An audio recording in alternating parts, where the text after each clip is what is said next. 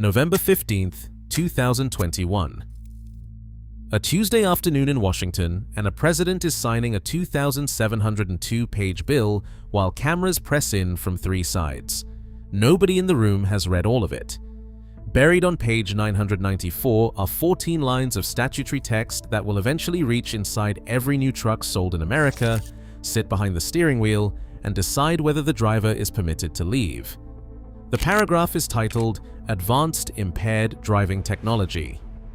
It will come to be known as something else. If you drive a truck built before a computer had any role in its fuel system, this law cannot physically touch you.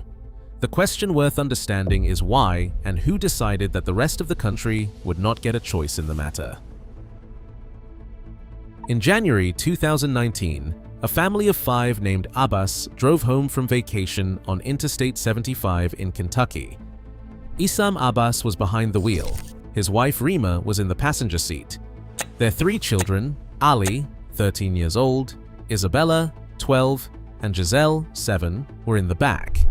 A wrong-way driver moving against traffic struck them head-on in the dark. All 5 members of the Abbas family did not reach a hospital. The wrong-way driver was pulled from the wreckage and did not survive. A Michigan congresswoman named Debbie Dingell had been working on advanced impaired driving technology legislation since before that night. After January 2019, she had a name for the bill. The HALT Act, honoring the Abbas family legacy to terminate drunk driving.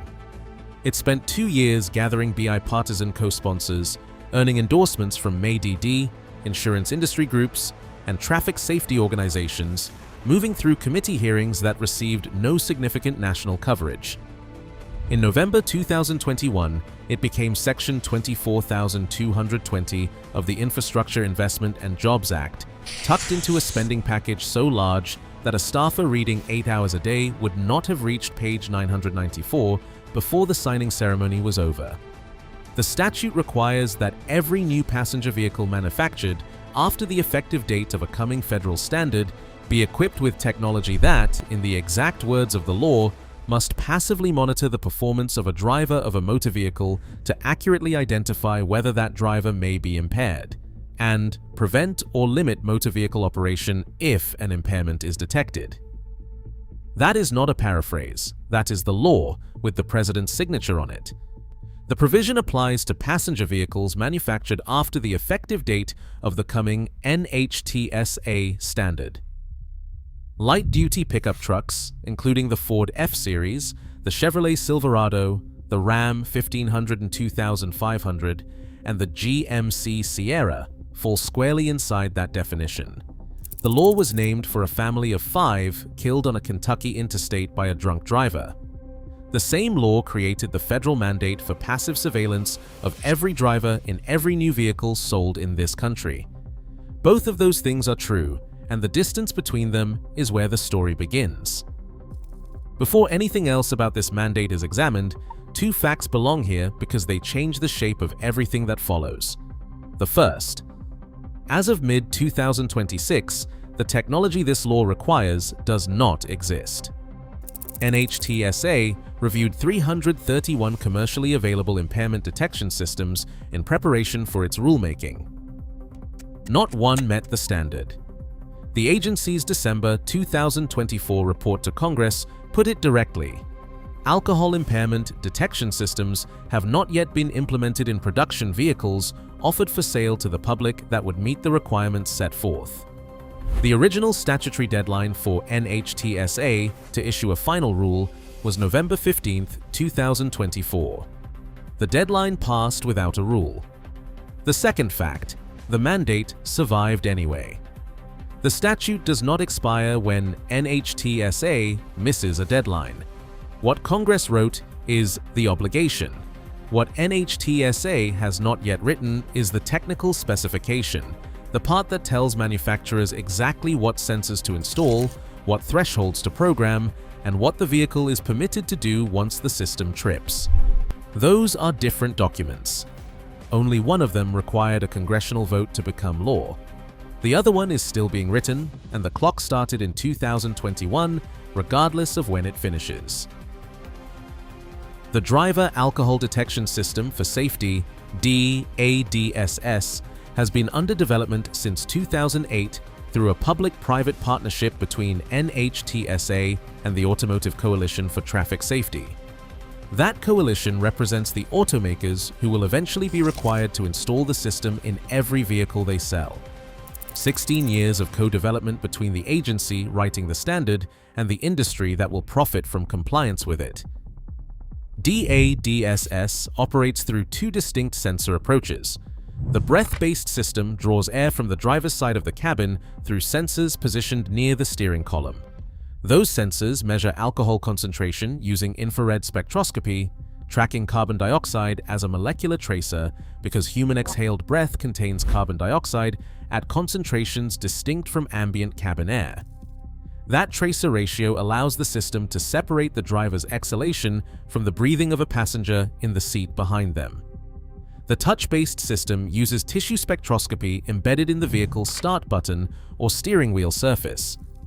Infrared light enters the driver's fingertip or palm. Blood alcohol concentration is read from beneath the skin in seconds, without any puncture and without any deliberate action from the driver. If either system detects impairment at or above the 0.08 gram per deciliter federal threshold, the vehicle does not start. Or it starts and then restricts operation.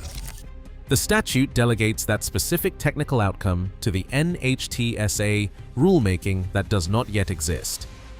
What the statute also does not include is an override procedure. There is no defined waiting period after a false positive. There is no human reviewer to call. There is no appeal mechanism. The vehicle's algorithm makes the call, and as the law is currently written, no formal path exists to challenge it. The phrase "kill switch jail" entered common use in 2026 because drivers needed language for the scenario where a sober person is stranded by a machine that decided otherwise, with no recourse that the law has defined and no timeline for how long the lockout lasts. NHTSA's own December 2024 report acknowledged consumer acceptance and related human factors issues as an open problem in its rulemaking preparation. That language, in an agency document, means the system will sometimes be wrong. The diesel mechanic finishing a 12-hour shift whose hands still carry the smell of the shop. The farmer whose cab drew dust and exhaust from a machinery shed for 8 hours before he left for town. The driver who left a job site at 11 p.m. and whose driving pattern at that hour looks, to a behavioral sensor, like someone who should not be on the road. The statute does not specify what happens to any of them after the system decides they are impaired and prevents the truck from moving. The statute does not require the manufacturer to provide a phone number. The statute does not require any override at all. The technology doesn't work yet, and the mandate exists anyway. On January 22, 2026, the House of Representatives voted on whether any of that mattered. The outcome told a specific story about who wanted this law to survive and why the story was more complicated than either side wanted to admit. Representative Thomas Massie of Kentucky introduced House Amendment 155 to a federal spending bill on January 22, 2026. The amendment was direct. It would prohibit any federal funds from being used to implement Section 24,220. Massie had spent months making this case. His statement to the floor was, "Your dashboard should not be judge, jury, and executioner." When the roll was called, 164 members voted for the amendment. 268 voted against it. Among the 268 who voted to preserve the mandate, 57 were Republicans, joining 211 Democrats. Not a partisan defense of a Biden-era provision. 57 members of the opposition party voted to keep the funding for a law that will require manufacturers to embed behavioral monitoring systems inside every new American vehicle. Governor Ron DeSantis commented the following morning that the outcome was something you would expect in Orwell's 1984. The 57 Republicans who cast those votes made no public statement explaining them. The No-Kill Switches in Cars Act, H.R. 1137, was introduced by Representative Scott Perry of Pennsylvania in February 2025, with 14 co-sponsors. It would repeal the statutory mandate outright. As of mid-2026, it has not received a committee hearing. The Alliance for Automotive Innovation, representing General Motors, Ford, Toyota, and Stellantis, spent $4,520,538 on federal lobbying in 2021, the year the Infrastructure Act was signed. 19 of the Alliance's 23 active lobbyists that year had previously held government positions. The pipeline between regulatory writers and regulated industry has operated in American automotive policy since the Clean Air Act. Section 24,220 follows the same architecture. The companies that stand to build the compliant sensor systems help design the compliance standard. Those systems must meet over 16 years before anyone outside the program had heard the name NHTSA. General Motors Chief Executive Officer Mary Barra confirmed in 2025 that the industry was working with regulators on the technology.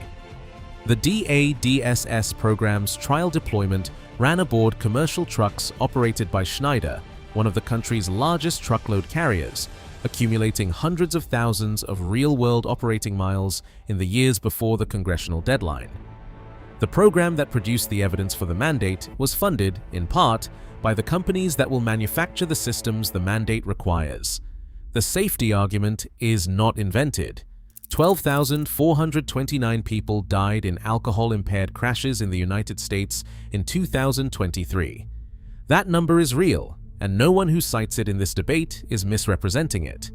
The question that stays open is whether the infrastructure being built to address it, designed by the companies manufacturing it, funded by agencies staffed partly by people who came from those companies, is as limited in its scope as its authors claimed when they named it for Isam and Rima Abbas and their 3 children. A February 2026 CNN investigation documented what modern vehicles already transmit. Before Section 24,220 adds a single new sensor. 90% of new vehicles track driving behavior every 3 seconds, including speed, braking pressure, phone use, and exact location. They transmit that data continuously to manufacturers who sell it to data brokers like LexisNexis for insurance underwriting. Revenue per vehicle runs approximately $100 per year, paid by the broker to the manufacturer. That revenue is generated by every hard brake and late-night trip the owner of the truck did not know was being logged. Section 24,220 adds eye movement to that stream. It adds breath composition. It adds behavioral pattern analysis, not only blood alcohol, but inattention, drowsiness, and any deviation from what the onboard software defines as normal driving performance. That software is updated over the air by the manufacturer after the vehicle has been sold and driven home. What the system monitors on delivery day is the floor, not the ceiling. The mandate establishes the first build. What a software update adds 3 years later is governed by the manufacturer's terms of service and whatever NHTSA's eventual rule either requires or declines to prohibit. Researchers have modeled what a coordinated cyber attack against a networked fleet of kill-switch-equipped vehicles produces at scale. Simultaneous activation events would trigger across millions of connected vehicles during peak commute hours. Transportation networks would shut down across entire regions. Supply chains for food, fuel, and medical delivery would be halted. A consumer watchdog analysis estimated that a single coordinated fleet breach could produce approximately 3,000 deaths from the resulting infrastructure collapse. The pre-2026 vehicle in the driveway has no connection to that architecture. The mandate makes that architecture universal in new production. The 7.3-liter International IDI diesel, manufactured from 1987 through 1994, has no engine control module. It has no onboard sensor bus capable of receiving software-defined behavioral parameters. It has no over-the-air update pathway because there is no receiver for the signal. One documented example of this engine has accumulated 1,350,000 kilometers of commercial service without an internal rebuild. Section 24,220 cannot reach it, not through a regulatory exemption, not through a grandfather provision. The mandate requires software to enforce. This engine contains none. The Cummins 5.9-liter 12-valve, manufactured through 1998 with the mechanical P7100 injection pump, occupies the same position. The P7100 is a mechanical rotary pump with no electronic control inputs and no connection to an engine management system. It meters fuel through a rotating distributor head and a governor spring. No algorithm governs its fuel delivery. The mandate has no port to dock against. The GM 6.2-liter Detroit Diesel V8, military-sourced and sold through Chevrolet and GMC dealerships from 1982 through 1993, sits in that same category. Whether the 7.3 IDI, the 12-valve Cummins, or the 6.2 Detroit diesel represents the most reliable pre-computer diesel platform in the history of American truck manufacturing is an argument that has been running in shops and on tailgates since 1994. That argument will continue without a verdict from this video.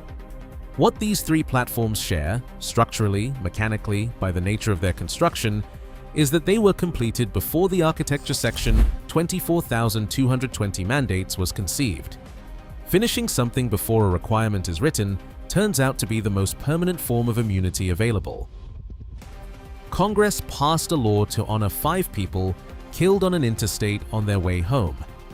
That law, buried on page 994 of a bill nobody finished reading, became the statutory basis for the first federal mandate to embed passive behavioral surveillance into every new American vehicle.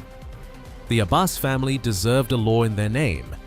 The law that carries their name also creates the infrastructure for a system with no appeal mechanism, designed in part by the companies required to build it, with a data stream that carries no legislative ceiling on what it eventually monitors. The rule that will activate the mandate has not been issued. 331 technologies reviewed to write, it failed the test. The next generation will not.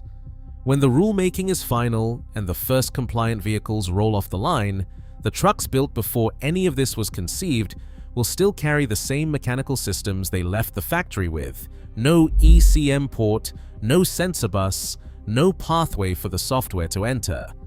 The window to purchase a new vehicle without this architecture narrows toward the rulemaking date.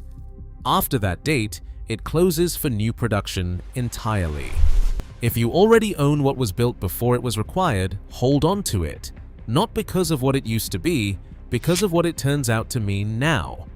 The Hagerty Market Index for pickups built before 1996 has been moving in one direction since Section 24220 passed. The people driving those prices understand something the signing ceremony cameras did not cover.